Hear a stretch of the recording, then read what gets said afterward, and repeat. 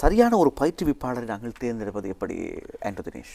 உண்மையிலே சரியான பயிற்றுவிப்பாளர் என்று சொல்வதற்கு முன்னர் எந்த ஒருவருமே அங்கீகாரம் என்ற ஒரு விடயத்தினையோ அல்லது ஒரு நிறைந்த அறிவினையோ பெற்று வருவதில்லை. படிப்படியாகத்தான் ஒரு அறிவினையும் பெற்றுக்கொள்வது. உண்மையிலே அவர் ஒரு கலையை கற்பிப்பவராக இருந்தால் அந்த கலையில் நிறைய விடயங்கள் காணப்படுகின்றன. தேடல் மிக முக்கியம். தேடிக்கொண்டே இருக்க வேண்டும். ஒருபொழுதுமே கற்பிப்பவர், ஒரு டீச்சர், ஒரு ஆசிரியர் ஒருபோதுமே கற்பதை நிறுத்த முடியாது. அதை முதலில் தான் கற்க வேண்டும், பல்வேறுபட்ட விடயங்களை தான் அறிந்து கொள்ள வேண்டும். இது ஒரு பரந்த விடயம் என்று அவர் நினைப்பாராக இருந்தால் அவர் உண்மையிலேயே ஒரு நல்ல பயிற்றுவிப்பாளர். ஏனென்று சொன்னால் அவருடன் தேடல் இருக்கும். தேடல் இருக்கும்போது பல்வேறுபட்ட விடயங்களை அவர் அறிவார். அவ்வாறு அறியப்பட்ட விடயங்களை தங்களோட மாணவருக்கு கட்டாயம் என்ன செய்வார்? கற்பித்தே ஆவார்.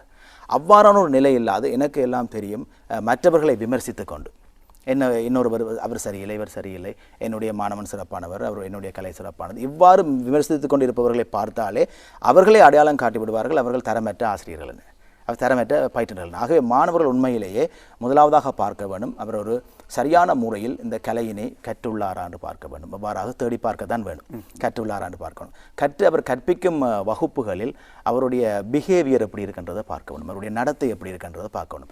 சில ஆசிரியர்கள் கடுமையாக இருந்தால் சில மாணவர்களுக்கு பிடிக்காது. உண்மையில் கடுமையாக இருப்பது உண்மையாக சிறப்பானது. காரணம் அப்போ அவர்களுடைய உருவாக்கம் நல்லா இருக்கும், அவருடைய ஃபார்மேஷன் நல்லா இருக்கும்.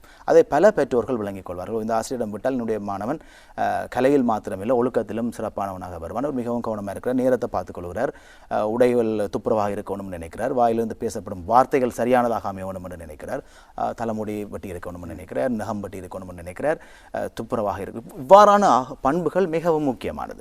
ஆகவே ஒரு கராத்தே கலை என்று சொல்கிற பொழுதோ அல்லது எந்த கலையாக இருந்தாலுமே அந்த கலையை கற்பிப்பதற்கு எங்களுடைய பிள்ளைகளை நாங்கள் சேர்க்கும் பொழுது முக்கியமாக அந்த இடத்தில் ஒழுக்கம் இருக்கின்றதான்றதை பார்க்க வேண்டும், அந்த இடத்தில் ஒரு சிறப்பு இருக்கின்றதான்னு பார்க்க வேண்டும். அப்பொழுதுதான் அந்த கலையினுடைய புனிதத்துவமும் அங்கு காணப்படும், அந்த மாணவனுடைய உருவாக்கமும் சரியானதாக அமையும். அதே சமயத்தில் அந்த ஆசிரியருடைய தரங்களையும் பார்க்க வேண்டும். தரங்கள்னு சொல்கிற பொழுது அவர் பெரிய ஒரு பட்டங்களையும் பெரிய ஒரு விருதுகளையும் பெற்றவராக இருக்க வேண்டும் என்று அவசியமில்லை. இன்றைய உலகத்தில் உங்களுக்கு தெரியும் விருதுகள் என்றால் எவ்வாறு கிடைக்கப்படுகிறன்றதும் ஒரு பொதுவான ஒரு விடயம். ஆகவே விருதுகளையோ பட்டங்களையோ பதவிகளையோ பார்க்க தேவையில்லை. அவருடைய அந்த கலையினுடைய அவருடைய உள்ளார்ந்தம் அவர்கிட்ட இருக்கின்றதா, மாணவர்களை அவர் அங்கீகாரம் வழியில் நடத்தி கொள்வதற்கு அவர் அங்கீகாரம் உடையவரா, அவருடைய பாடசாலை அங்கீகாரமானதா என்றதை கட்டாயமாக பெற்றோர்கள் பார்த்து தான் சேர்க்க வேண்டும். ஏனென்றால் அவ்வாறு சேர்த்தால் தான் அந்த மாணவர்களுக்கு ஒரு நல்ல ஒரு பயன் கிடைக்கும். அதே சமயம் எந்த ஒரு பயிற்றுனர்களாக இருந்தாலும் அங்கீகாரம் இல்லை என்று கிடையாது, அங்கீகாரத்தினை அவர்கள் அடைய முடியும். அதற்கான முயற்சிகள் எடுக்கும் பொழுது எல்லோருக்கும் அது சாதகமானதாகத்தான் அமையும். ஆகவே எவரும் குறையானவர்கள் அல்ல, எந்த ஒரு பயிற்றுனர்களும் குறையானவர்கள் அல்ல. எல்லோரிடமும் ஏதோ ஒரு வகையில் ஏதோ ஒரு திறமை பொதிந்து காணப்படும். அந்த திறமை அவர்கள் இனங்கண்டு அதனை வளர்த்து கொண்டு அங்கீகாரமான பாதையில் அவர்கள் செல்ல வேண்டும் என்று நினைத்தாலே அதற்கான பாதைகள் அவர்களுக்கு வடிவமைத்து கொடுக்கப்படும்.